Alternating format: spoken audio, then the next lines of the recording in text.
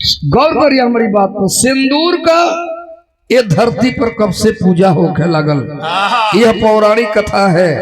गौर करेंगे, आओ मास्टर।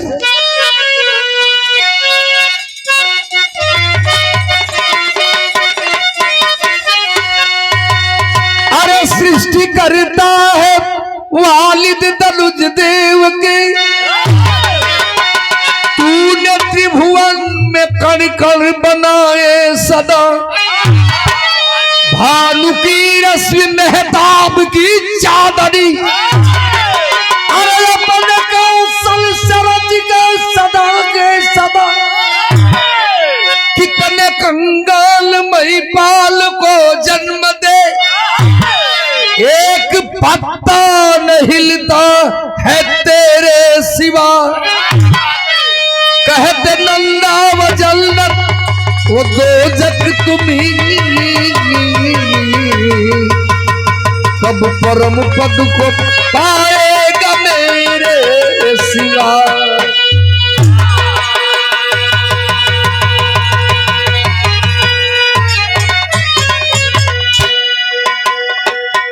गौर करेंगे, यहीं से हमारे कहानी की शुरुआत हो जाएगी। बिरहा में वो गीत बा, कौन गीत बा मास्टर?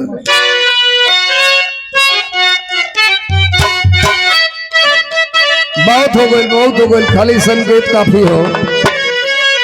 वह गीत बा कि अरे एक तो चढ़ल जवानिया, अरे एक तो चढ़ल जवानिया, दूजा हीरा जड़ल नथनिया जवानिया, अरे जवानिया जादू डहरे दे नथनिया, मन ले जवानिया।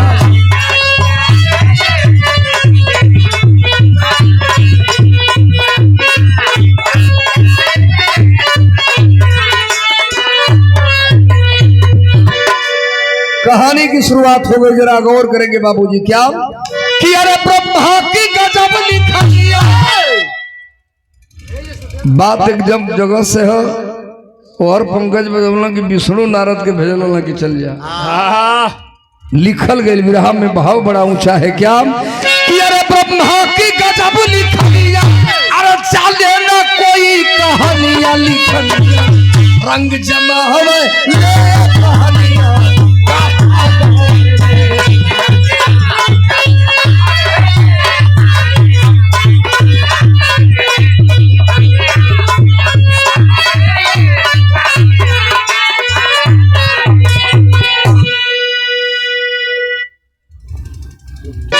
भाव है। क्या अरे ब्रह्मा की गजब लिखनिया, अरे ब्रह्मा की गजब लिखनिया, अरे चले ना कोई कहानिया लिखनिया, रंग जमावे कहानिया।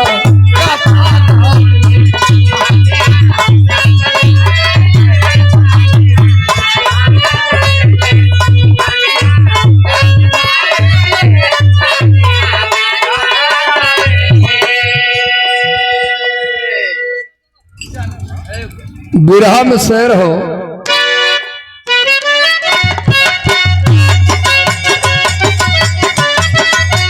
बहुत अच्छे बहुत अच्छे।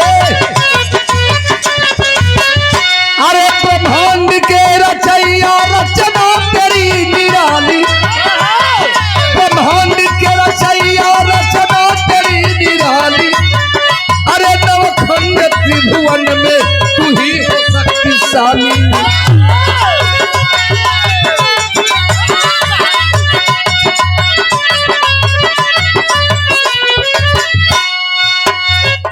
एक समय की बात है, क्या बात है जरा गौर करेंगे। अरे विचरण किए चतुरानन, चतुरानन मतलब ब्रह्मा जी। एक बार ब्रह्मा जी के मन में ऐसन भल कि चली मृतलोक में, अमृतलोक का तनी हम भ्रमण करी। ब्रह्मा जी है सोच के चल दे, और ये पुरस्कार आया है। ब्रह्मा चल दिए, कहा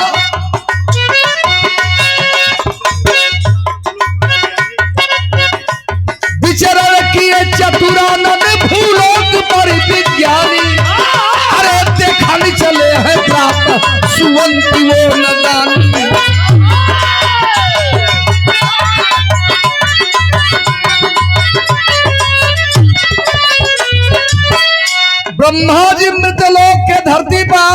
सबेर का बेला बाए बाबू। ब्रह्मा जी धीरे धीरे धीरे धीरे धीरे धीरे धीरे यह मृतलोक में भ्रमण करत हूँ चलत हूँ। तौले अचानक एगो घटना घट गई। का घटन? पथ में कहीं एक डिबिया, अरे पथ में कहीं एक डिबिया पैरों से है टकराया। पथ में कहीं एक डिबिया पैरों से है टकराया। अरे डिबिया को कर गए है, अरे धन्य उनकी माया।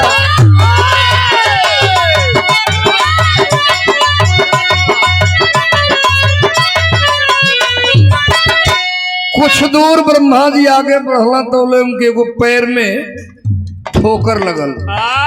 अक्सर आप लोग देखी ना डहरी चलत जब केहू के पैर में ठोकर लग जाला तब नजर नीचे जाले, आखिर कौना चीज से ठोकर लागल है। ब्रह्मा जी के जब ठोकर लगल तो देखलन है ब्रह्मा कि एगो बड़ा सुंदर डिबिया है, बड़ी खूबसूरत डिबिया है। ब्रह्मा जी झुक के ओके उठा लेलन और उठा के हाथ पर रखला, सोचला हाँ एक खोल के देखिए डिबिया में का भरल बा।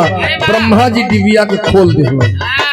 आ जब डिबिया के खोलना तो वो डिबिया में रोहल का, अरे ये चला जा हुआ यजीब एक छल के चूकने से, अरे ये चला जा हुआ यजीब एक छल के चूकने से, एक लाल लिया पैदा डिबिया के फूकने से।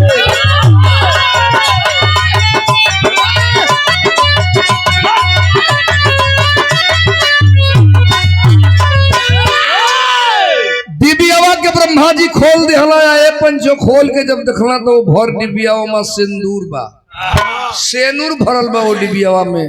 ब्रह्मा जी बड़ा गौर से वो डिबिया के सिंदूर के देखत हों। तबले अचानक ब्रह्मा के नाक का हवा वही सिंदूर पर लागल। आ जब सिंदूरवा पर लागल तो बड़ा गजब न हो गल। वो डिबिया में भरल सिंदूर रहल और सिंदूरवा एगो लड़का बन गई।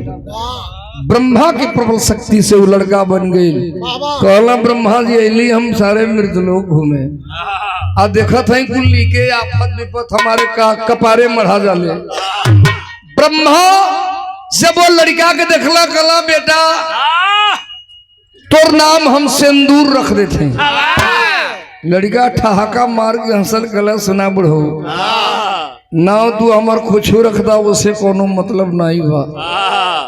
कहला ब्रह्मा तब कहला सुना एक बात हमार जैसे पैदा कर देहला तब माई बाबू तू ही हो।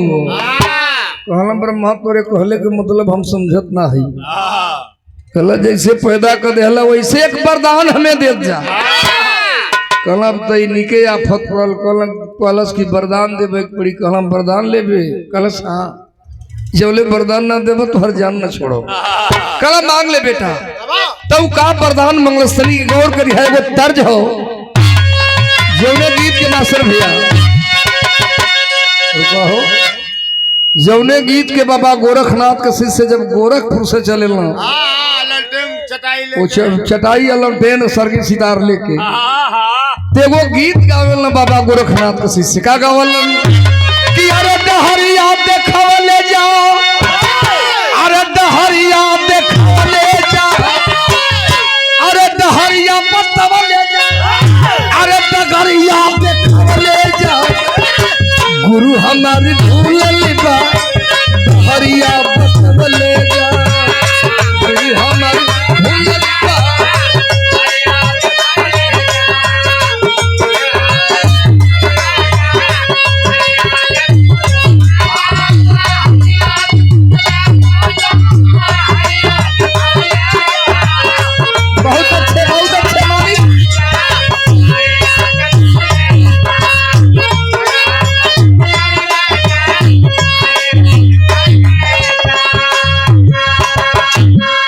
गीत रहलू वरदान मांगे लगल। का वरदान मांगता?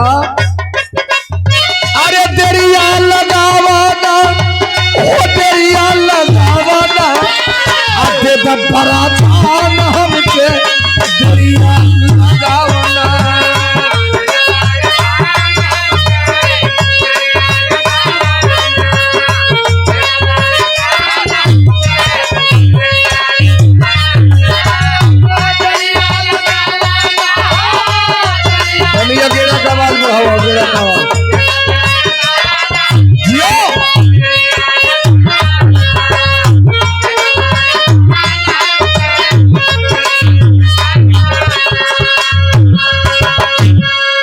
है ध्यान दे लाइन हका कहला तो मांग ले इहे कहला कि अरे तेरी आ लगावना हो तेरी लगूनु अदे दबरदोन हमके तेरी आ लगावना कहला पूर्वक मांगू लेते जल्दी की तो दे के हम आगे बढ़ते हैं। तो लड़कवा का सिंदूरवा वरदान मंगलस ब्रह्मा जी से तनकी से ध्यान दिया जा मांगा तो का कहता कि अरे रगड़ू हाथ तो शत्रु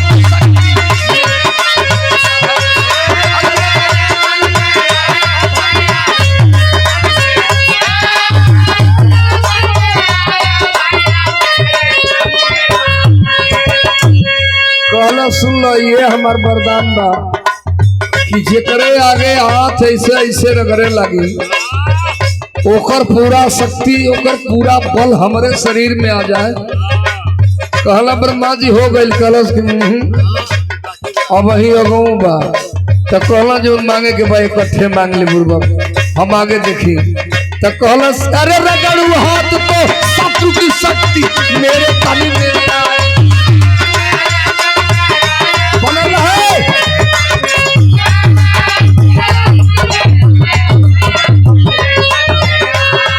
कहला से तने ना पशु मनुष्य अस्त्र शस्त्र हमके केहू मार ना पावे।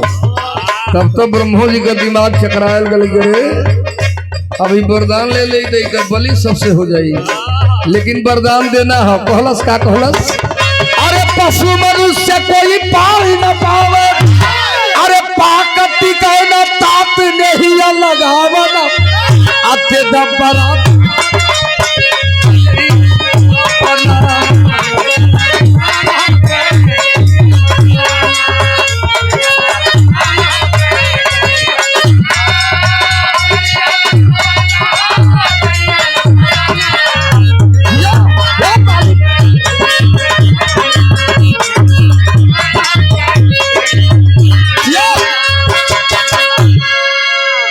यह वरदान चाहे ब्रह्मा जी के वरदान देना है कहना जाओ बेटा यो मस्त ऐसा ही होगा।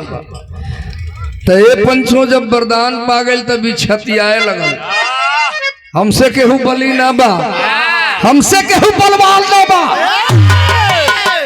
अब जे के चाहे कि रहा परेशान करे के मान लो जैसे व्यासे बना एगो उदाहरण बताओ जैसे व्यासे जी बना तो उनके आगे जाके हाथ रगड़े लगे इहे ओकर एक्सरसाइज बा। अब ओकर पूरा व्यास के बल जैसे ओकर शरीर में आ जाओ व्यास के चाहे तो दो चार थपड़ा मार दे हैरान करे लागल देवता देवी परेशान हो गई। तब बिरहा में वो तर्जबा कौन तर्जबा मास्टर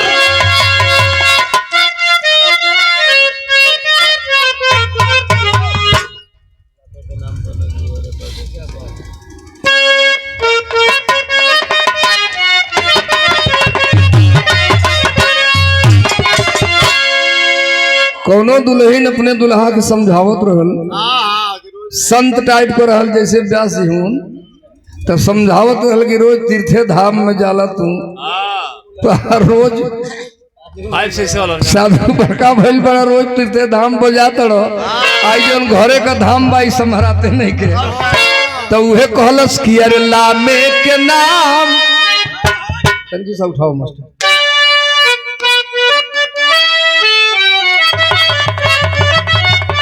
ये कलश की अरे लामे के नाम पर मत जाइए रे परदेसी सैया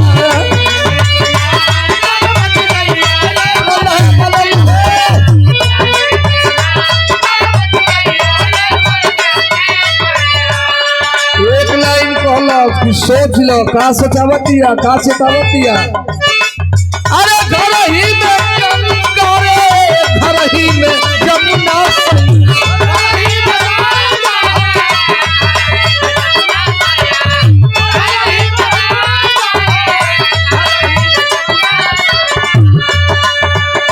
घर ही के भात रे परदेसी सैया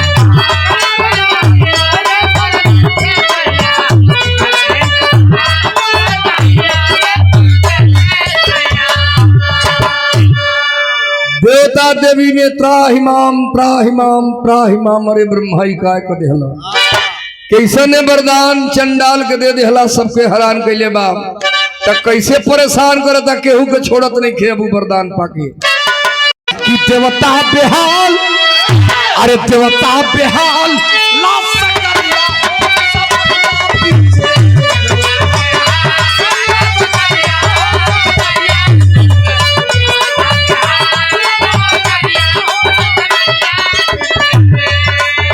केहू के नहीं खे छोड़त ऐसे भाव कभी देले हो का। अरे ब्रह्माया चूत शिव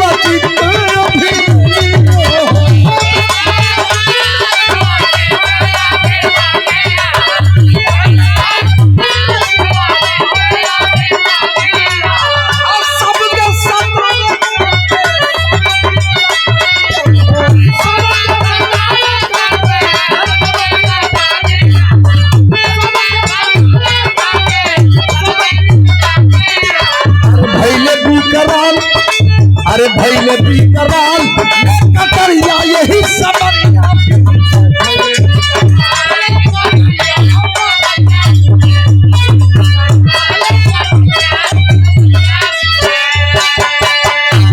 त्राहिमाम त्राहिमाम चारों ओर होने लगा। देवता देवी को भी परेशान करने लगा। वह सिंदूर वरदान पा करके ब्रह्मा का एक दिन मौका पौलस तो घूमत घूमत ब्रह्मलोक में चली गई। छूट होके पूरा बा ब्रह्मलोक में पहुंचल तो ब्रह्मा जी के देखलस तो कलस के भाई वरदनवा तो इहे के दिले रहली। तौले बगले में बैठल ब्रह्मा का दू गो बेटी रहली। एगो का नाम रिद्धि है एगो का नाम सिद्धि। जब रिद्धि सिद्धि पर ओकर नजर पड़ल हो मास्टर भैया अत्यंत खूबसूरत है। देखलस तो कहलस करे वाह कितना ही नीक लागत रही सब बियाह यही दोनों से हम करब। ओके वरदान के घमंड बा हम वरदान पौले हैं केहू हमसे बलवान नहीं पाए। कला ये दोनों से बियाह करब। वो दोनों के अगवा जाके हथवा रगड़े लगे। ब्रह्मा जी कुल जनते हुए कहला बेटा मान जो बेटा मान जो। कलश के ना मानम नहीं हम के नीक लागत रही हम दोनों से बियाह कर। ब्रह्मा जी कहला सारे के हम ही वरदान देली हम ही के फंसाई जनाता कौनो उपाय लगावे के पड़ी नहीं तो इज्जत न सा जाई। ब्रह्मा कहला रे बेटा उपाय लगौला कहला बेटा सुन ये समय पूरा खरवास बा। कलश खरवास बा कल हाँ बियाह तो ही करी है लेकिन लगन आवे दे शुभ मुहूर्त आवे दे। सीधी से तो शादी हो जाए तो बोले ब्रह्मा सोचना कौन उपाय लगा ले बीच में फल का तनकी ध्यान दी हो।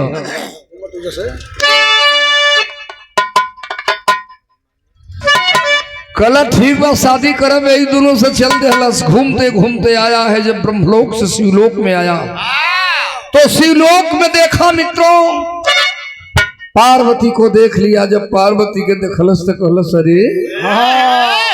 अरे वो दोनों से तो नीक है बियाह के लिए लगा तब वो छोड़ा दोनों के उन्हीं से बियाह ना करब हम वही से बियाह करो। पार्वती मैया कुटिया पर बैठल है भगवान भोले नहीं है कैलाश पर्वत में तपस्या में लीन है लेकिन त्रिशूल को पहरेदार बना के गए हैं। त्रिशूल कान खोल करके सुन ले जब तक मैं लौट के नहीं आता हूं तपस्या से तब तक तुम्हें गिरजा की रखवारी करनी है पहरेदारी करनी है। अभी धीरे धीरे बढ़े लगल कोई पार्वती के ओर सिंदूरवाया हाथ रगड़े लगल। जब हाथ रगड़ल तो पार्वती डर से भय से भागे लगली। जब भागे लगली तो सिंदूर पार्वती के पीछा करे लगल। का भल तर की ध्यान दे अब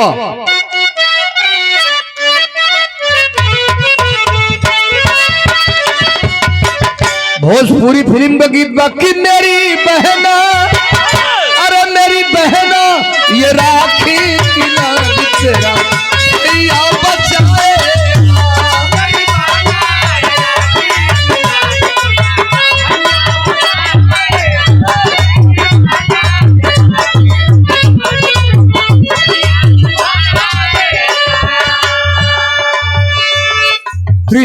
देख रहा है भगवान भोले का रे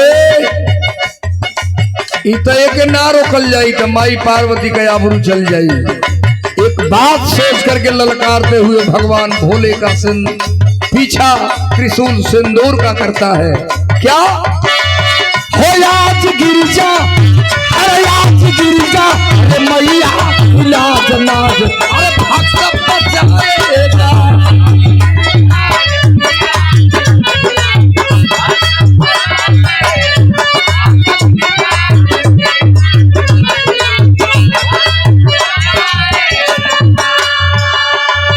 अरे खेल त्रिशूल दिखाएगा, हो आज गिरिजा, अरे मैया लाज नाज,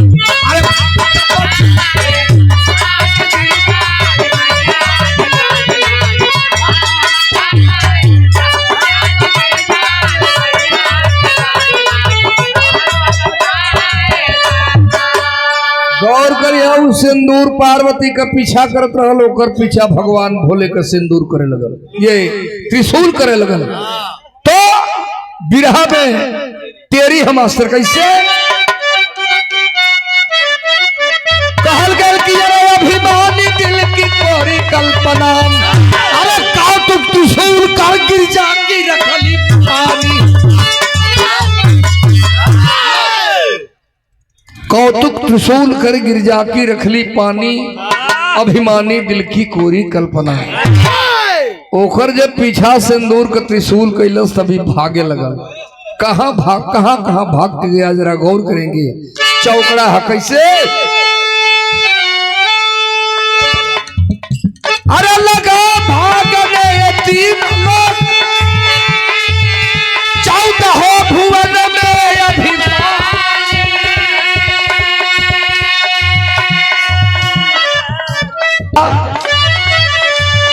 अरे लगा भागने तीन लोग, 14 भुवन में अभिमान,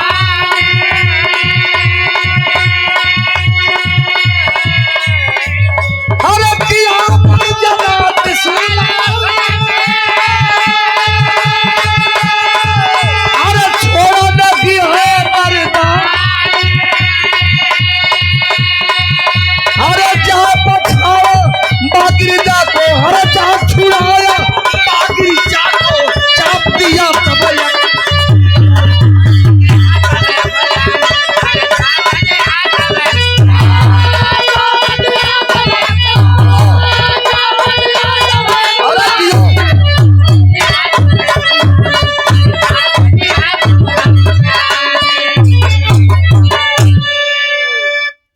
तीनों लोग 14 भुवन में भागता रहा वह सिंदूर, लेकिन भगवान भोले का त्रिशूल पीछा नहीं छोड़ा, ले जाके वो पहाड़ की कंदरा में दबा दे।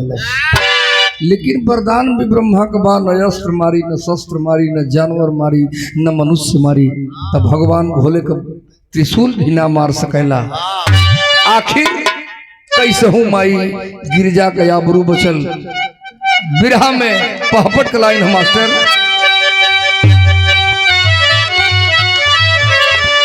अरे शंकर के त्रिशूल लजिया रखे साहिल कुमारी के, अरे जाओ पछाड़ा सिंदूर को बलकारी साहिल कुमारी के,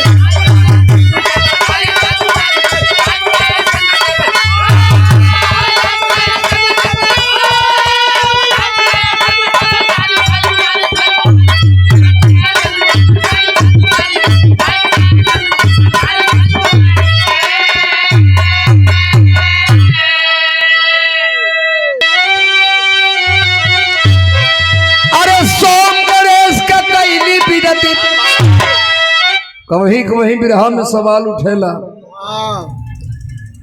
कि शंकर पार्वती के भी बियाह में गणेश का पूजा भल, तो वो गणेश का नहीं, उनकर नाम रहल आदि गणेश, सोम गणेश, आदि गणेश का पूजा भल रहा। माई कुटिया पर बैठल है, आंख में ढप ढप ढप ढप ढप ढप आंसू बा, सोम गणेश के विनती करत है, पूजा करत है। भाव कितना ऊंचा है जरा गौर करेंगे। यदि अरे पार्वती महाराज हो आओ ले जा चल में गोदी में हमारे बड़ी जलाल नुरानी हुए प्रफुल्लित लंबोदर हितकारी शैल कुमारी के चौथे जन्म में प्रगटे महाबलकारी शैल कुमारी के आंख में आंसू हो आदि गणेश प्रकट भइलन हो रोत हो आयकुर पूजा में ध्यान बा कारण का बा माई पार्वती बतौलिन हो एक कारण के जानल चाहत हो एक बार तो है हमार बेटा बन के आवे के हुई और बेटा बन करके ऐसा ऐसा दुष्टन का नाश करे के हुई करना ला जब तुम्हारी ये इच्छा बा ते तुहर बेटा बनो उहे आदि गणेश के रूप बना के छोट अल कल ला तुहर बेटा बन के आल का हमके काम सौंपो थे कौन काम दे थे माई पार्वती कहली न तोके कोनो भारी काम न दे आई जैसे कि वही तुहर दूधा का तो नहीं टूटल तुम्हें इतने काम बाई कुटिया पर खड़ा होके पहरा देवे के हो क्यों भीतर बिना तोहरे आदेश करना जावे गणेश खड़ा हो भगवान भोले का ध्यान जब टूटल कैलाश पर्वत से ए पंचों लड़खड़ात हरहरात तूफान लेके चलना बम भोला 12 बरस बीत गए है जगह पर सोई आइले है 12 बरस बीत गए है उनके अइलो चली पार्वती से मिली अइलो है जब भगवान बोला देखला वही कुटिया पर के दुअरिया पर कोनो लड़का खड़ा हो कहला ए भैया गईली तो कोनो लड़का फैका नहीं रहल ना हो आखिरी कौन लड़का बाए जो मजे का दुअरिया के घेर के खड़ा बा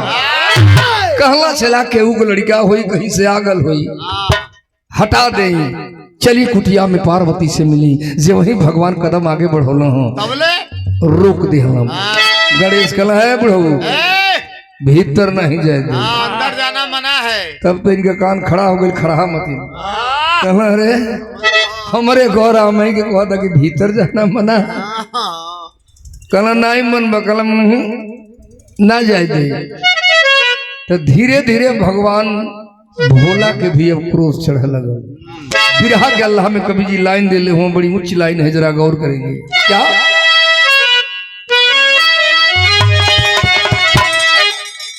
कहल बा कि जवन भोलेनाथ से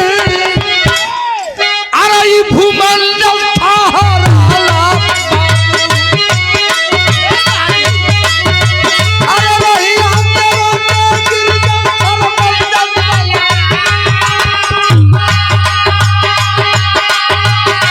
अरे बहन पा विवाद बबले अरे पापा में पड़ा हमारा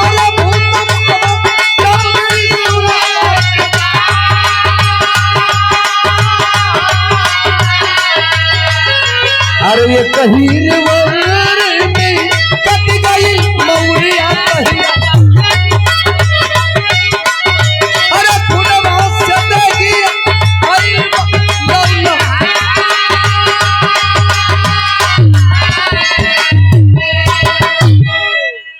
कलम ना हटवा कलम भगवान भोला क्रोध में त्रिशूल उठौलन और उठा करके चला दिए गणेश के ऊपर जब लगा भगवान भोले का त्रिशूल मुड़िया भक्त से धड़ से अलग होगा इतने नहीं ये पंचो ये प्रमाण हो मुड़ी जब कटल तो गणेश की मुड़ी आकाश मार्ग होते जा करके गिरी समुद्र में कभी कभी समुद्र में एगो बड़वा नल नाम को ज्वार उठेला जौना से अग निकल लपेट निकला ले वही मुड़ी पड़ल वही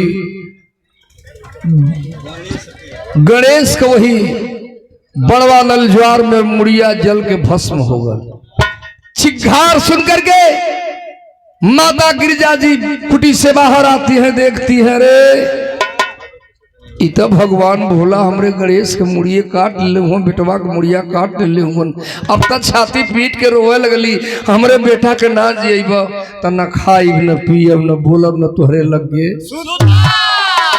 भगवान बोला बड़ा सोच में हो गई ना, बड़ा अंडस हो गई। ऐसे कैसे जी आई गणेश के गौर करेंगे बिरहा सुनने वाले भाई। आखिरी लाइन है और मार्मिक लाइन है। गणेश भगवान भोले को बात याद आया जिस समय मेरुगिर पर्वत पर देवता और दैत्यों की लड़ाई हो रही थी। देवताओं के ओर से लड़ने के लिए एक हाथी गया था जिसका नाम था ऐरावत। लड़त लड़त ऐरावत हाथी के मुड़िया वही मेरुगिर पहाड़ पर कटन। कटते समय आवाज आयल नारायण नारायण नारायण। भगवान भोले आवाज दिए मांग ले, कुछ मांगना है तो मांग ले। मुड़िया से आवाज आयल मालिक कुछ देहल चाहत है तो यह दे दे कि हमारी मुड़िया को हमेशा पूजा होगी। भगवान भोले क्या किए जरा गौर करेंगे। आखिरी लाइन है क्या,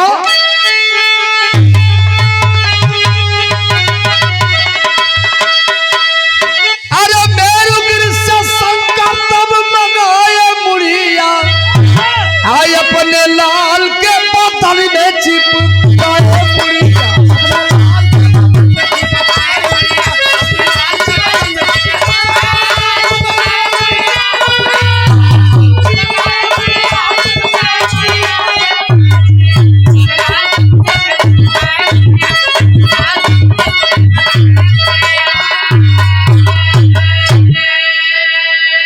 अरे रूप अनूप है लंबोदर का जीवन ही त्रिपुरारी, बुद्धि की विधान देवता मुझसे की सवारी। हर्षित भइले नर नारी वृद्ध मुड़िया, अपने लाल के बदन में चिपकौले मुड़िया। गणेश के जिंदा कैला ऐरावत हाथी के मुड़ी मंगा करके ई पौराणिक कथा हो। कहल बाए बाबू गणेश न शुद्ध जानवरे में न शुद्ध आदमीये में। यह नारद जी चल रहे भगवान भोले के पास कहला कि देखा देवता लोगन के विचार ही बन गल बा के गणेश का शादी रिद्धि सिद्धि से हो जाए। कहला भगवान भोला जब सबका विचार बा तो हमरो विचार बा हो जाए। गौर करेंगे मित्रों ई खबर सिंदूरवा के लाग गल कि भाई बुढ़वा जो कहले रहे कि बियाह तो ही से हुई, उन्हीं के बियाह तो दूसरी दुल्हा से होके जाता। कई लोग मीटिंग कैले लोग देवता लोग तो वही में सिंदूरवा पहुंचल। आज जब पहुंचल तो जाके सबके आगे बैठ के हाथ रगड़े लगा। ते तने ओकर एक्सरसाइज भाई है वरदान बा भर भर भर भर भर भर भर भर देवता लोग भागे लगल। भगवान भोला भी कुछ दूरी पर जाके ठेहुनी आ गई हूँ, लेकिन सब भागल एक आदमी ना भागल के उ गणेश। ऐसे कि न शुद्ध जानवर में रहलो और न शुद्ध आदमी में। भगवान भोला इशारा किए क्या देखता है बेटा, ले ले बदला अपने माँ का इस चंडाल से। गणेश 2 कदम आगे बढ़लो हो और वही सुढ़वा में सिंदूरवा को टंगरिया पकड़ ले हो और टंगरिया को पकड़ के ऊपर खिंचले हुआ एगो पैरवा से नीचे दबोले हूँ। अब जैसे चाहता हूँ फाड़ के 2 टुकड़ा कह दे तो यहाँ यहाँ काई काई करत है व्यास तो खिंचले जात हूँ। कला भगवान बोला कुछ और ही मांगे के होके तो मांग ले तो अब बचबे ना तो कोई 2 फाड़ा कर दे। कल मालिक तनी कहा तनी ढील करो अब कुछ चाहता। भगवान हंसे सरऊ मरे वाला हुआ भाई कुछ चाहता। कल अच्छा वो मांग ले। कलश देखा बहुत कुछ देखल लेकिन हमार बियाह ना भइल। ये हमें वरदान दे जा कि हमरे नाव को पूजा होखे के चाहिए। गौर करेंगे बाबूजी। भगवान भोला एवं मस्त कह दिए। कहीं भी देखते हैं मित्रों कहीं लोग पूजा पाठ करेला तो सिंदूर से ठीक दिहल जाला। ध्यान दिया लोग। और जो लड़की के शादी होला पहले मांग में सिंदूर विराजमान होला। भाव कितना ऊंचा है क्या कि बलकारी सिंदूर पीर का दास किया बलवंता।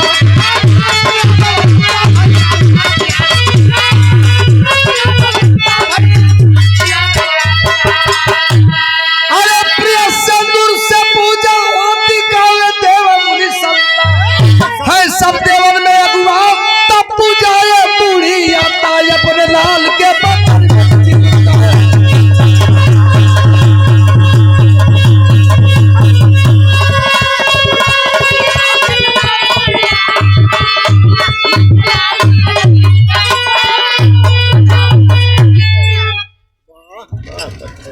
हिसाब में हिसाब बिगड़ जाए तो खुले बिगड़ जाए। तो दो ही टुकड़ा फाड़ देना आज भी सिंदूर की पूजा धरती पर होले पंचों। आखिरी कड़ी है हरि अंत हरि कथानंता मूल तत्व है सा श्रीपति नंदा रमाधार सग निखरे पारसनाथ। अरे अभिमानी दिल की कोरी कल